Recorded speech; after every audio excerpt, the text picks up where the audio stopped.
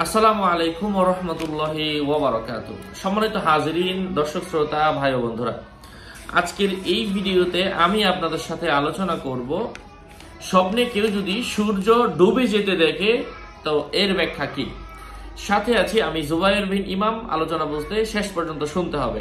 যদি কোনো ব্যক্তি স্বপ্নে দেখে সূর্য পশ্চিম আকাশে অস্তমিত হয়েছে অথবা অস্ত যাওয়ার পর পুনরায় উদিত হয়েছে, তাহলে এর অর্থ হচ্ছে স্বপ্নদ্রষ্টার বেতন ভাতা বৃদ্ধি পাওয়ার সম্ভাবনা রয়েছে। কখনো এটা মনের আকাঙ্ক্ষা প্রকাশের আলামত বহন করে এবং কখনো কখনো জুলুম অত্যাচারের সম্ভাবনা বোঝায়।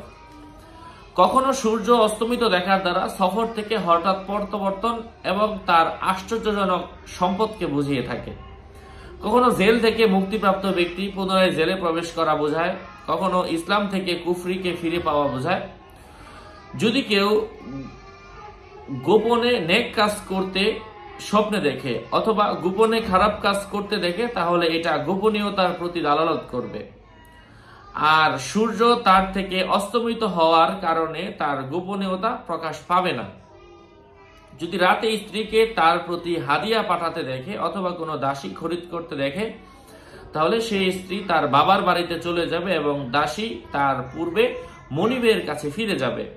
অনুরূপ যদি সূর্যোদিত হওয়ার পর অস্তমিত হতে দেখে, তাহলে সে ব্যক্তি তার স্ত্রীকে তালাক দিয়েছে, সে ফিরিয়ে নিবে। যদি স্ত্রীর কাছে গর্ভবতী স্ত্রী থাকে, তাহলে সে প্রসব করবে। বিশেষ করে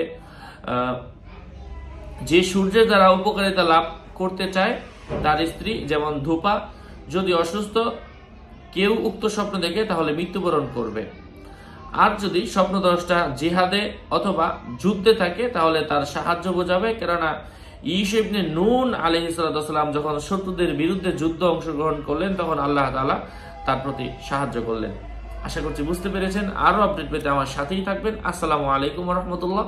ভেরিফাই চ্যানেলের ডেসক্রিপশন বক্সে ক্লিক করলে পেজ এবং আইডি আসবে। এর বাইরে অন্য কোনো পেজ নাই, আইডি নাই। আসসালামু আলাইকুম ওয়া রাহমাতুল্লাহ।